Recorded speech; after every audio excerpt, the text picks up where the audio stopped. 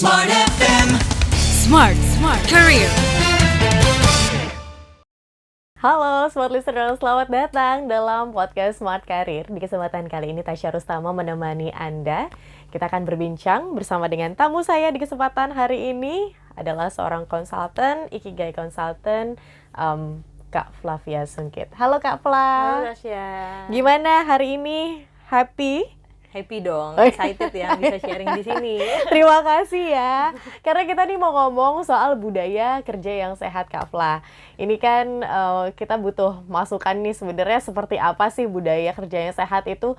Karena kadang-kadang kita nggak ngerti sebenarnya hak kita apa, tapi kewajiban kita apa begitu kan. Hingga akhirnya nggak ada kesinambungan nih di dalam dua hal ini. Mungkin Kak Fla bisa kasih pandangannya, silakan.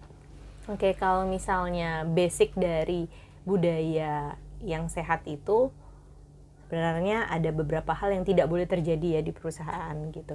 Yang pertama adalah misalnya seperti bully, intimidasi, diskriminasi gitu ya. Jadi itu kan udah ada aturannya. Cuma semakin kesini budaya kerja yang sehat kan bukan hanya soal itu gitu ya. Bukan hanya soal tidak ada bully, tidak ada kekerasan verbal maupun fisik ataupun intimidasi dan diskriminasi. Tapi bagaimana budaya kerja yang sehat ini bisa tadi seperti yang Tasya bilang ada kesinambungan antara perusahaan maunya apa dan timnya seperti apa gitu. Jadi misalnya tidak memperlakukan karyawan itu semena-mena gitu ya. Oh karena karyawannya kayak passionate banget nih di sini, kasih terus kerjaan, enggak gitu juga konsepnya gitu. Tahun ini achieve begitu kan, tahun depan betul, dikasih lagi yang lebih lagi. Tapi menurut saya memang budaya kerja yang sehat tuh juga nggak bisa dari perusahaan, tapi dari karyawannya juga itu juga harus bisa menyesuaikan gitu. Misalnya let's say ketika kamu masuk ke sebuah perusahaan yang let's say mungkin masih baru gitu kan. Nah mungkin kita juga harus siap akan ada pekerjaan-pekerjaan yang di luar daripada role utama kita gitu. Karena mungkin industrinya juga cepat berkembang misalnya. Tapi kalau misalnya kita masuk ke perusahaan yang udah settle banget nih prosesnya, misalnya manufaktur let's say, ya mungkin kita harus lebih disiplin. Misalnya masuk kerja ya pokoknya jam 8, pulang jam 5 teng. Tidak bisa terlalu fleksibel gitu. Tapi mungkin ketika kita masuk perusahaan yang lebih dinamis, lebih agile, kita harus siap dengan role tambahan tadi, tapi mungkin secara waktu kita bisa lebih fleksibel gitu. Jadi sebagai individu nih, sebagai karyawan, menurut saya juga penting untuk kita bisa menyeleksi, memilih perusahaan seperti apa sih yang mau saya tuju, yang culture-nya seperti apa sih, yang kira-kira masuk dengan cara kerja saya gitu. Oh, berarti sebenarnya penting ya Kak Fla, sebelum kita memutuskan untuk kita mau bekerja di mana, sebenarnya penting juga untuk kenal sebenarnya kita nyamannya tuh seperti apa. Betul. Makanya di HR itu biasanya ada istilahnya culture fit ya. Walaupun ada yang bilang culture fit tuh zong lah dan sebagainya, tapi menurut saya daripada kita tidak melakukan screening sama sekali gitu kan. Let's say di sebuah perusahaan misalnya jenjang karirnya itu pendek. Kan ada perusahaan yang memilih lean gitu ya. Jenjang karirnya pendek sehingga tidak terlalu banyak jenjang karir di situ. Tapi mungkin perusahaannya bisa lebih fleksibel, dinamis dan culture-nya misalnya lebih ke kolaborasi nih. Karena lean tadi kan. Nah, jadi untuk orang-orang yang mengejar jenjang karir, ya dia mungkin tidak akan fit di situ, atau orang-orang yang lebih kompetitif gitu, tidak akan fit di situ. Mungkin harus cari memang perusahaan yang jenjang karirnya panjang. Tapi mungkin ada orang-orang yang nggak apa-apa, aku lebih suka kerja di mungkin dengan culture yang lebih lebih informal gitu. Gue nggak harus posisi yang tinggi-tinggi juga nggak apa-apa gitu ya. Nah itu, tapi perusahaan juga harus bisa menawarkan sesuatu yang menarik menurut saya untuk budaya kerja ini gitu. Kalau tadi misalnya lean nih, nggak ada jenjang karir, ya terus lu bisa nawarin apa nih yang lain yang lebih menarik gitu. Agar ada pertumbuhan, ada dinamika juga di dalam perusahaan. Betul, agar talent-talent tertarik juga untuk bekerja di tempat kita. Sebenarnya budaya kerja kan ujung-ujungnya adalah kita ingin menarik talent-talent yang bagus supaya mau bekerja di tempat kita. Iya. Gitu kan. Nggak dapet orang yang ibaratnya uncompetence, tapi kayak udah daripada nggak ada kerjaan, udah di situ aja begitu kan. Kadang-kadang excuse-nya seperti itu kan Kak Fla. Betul. Makanya budaya kerja itu biasanya erat dengan kaitannya employer branding. Ya kan? Banyak banget di Instagram live at bla bla bla, bla bla bla. ya itu biasanya usaha HR ya, seorang HR untuk meningkatkan employer branding.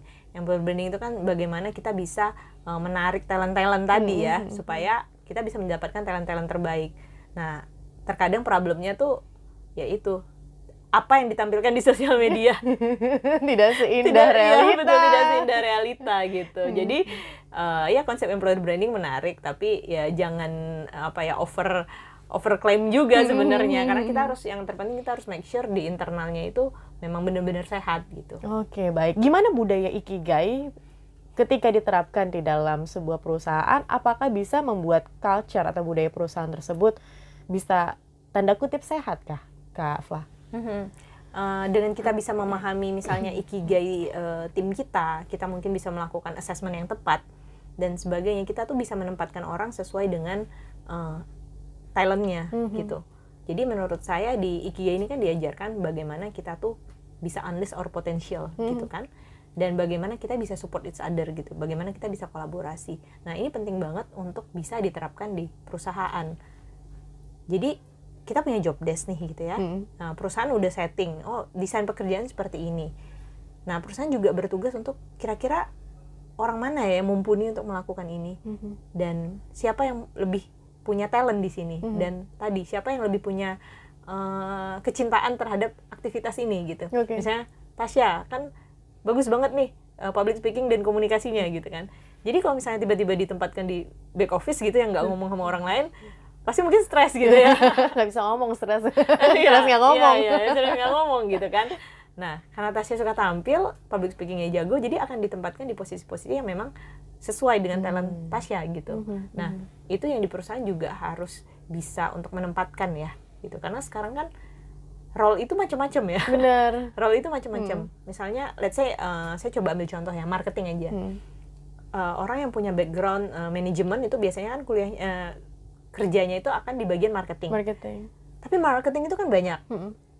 Do you want to be a digital marketing, marketing promotion, atau market research? Ada juga loh orang marketing yang nggak suka ketemu orang lain.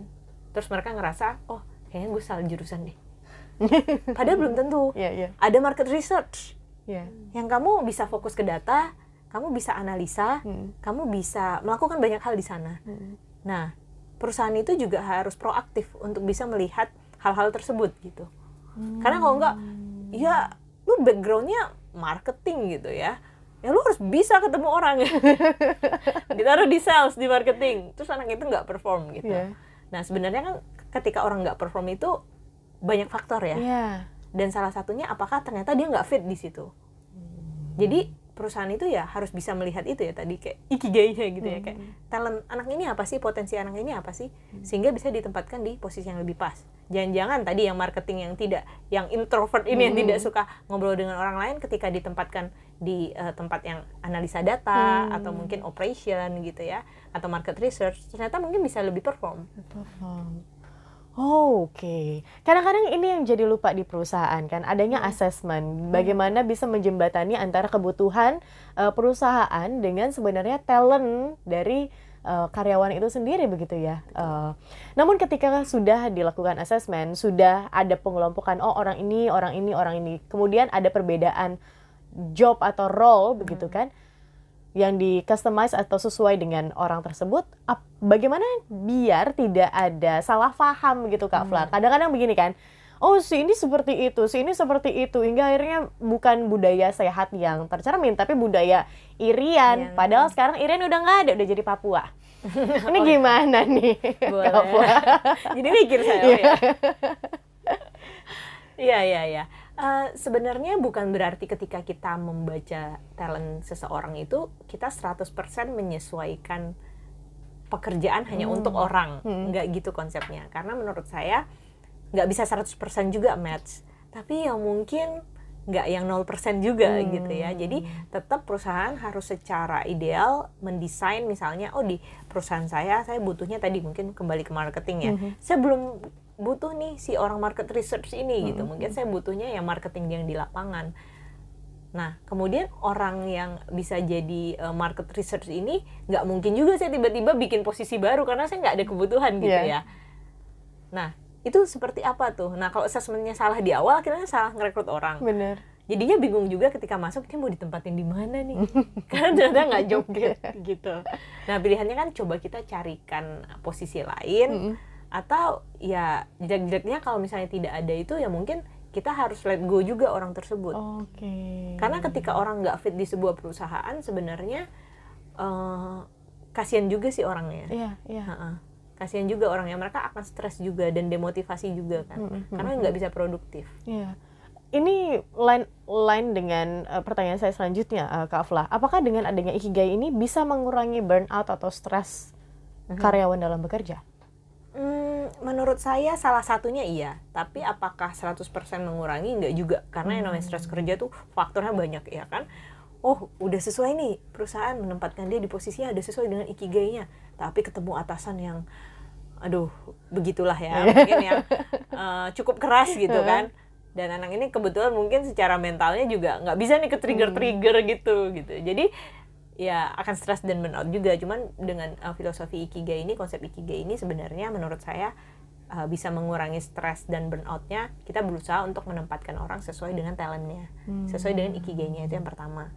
Yang kedua adalah si leaders ini memang diajarkan gitu ya, didorong untuk bisa proaktif building connection sama timnya gitu. Jadi bukan yang kayak apa ya, kayak satu level lebih tinggi.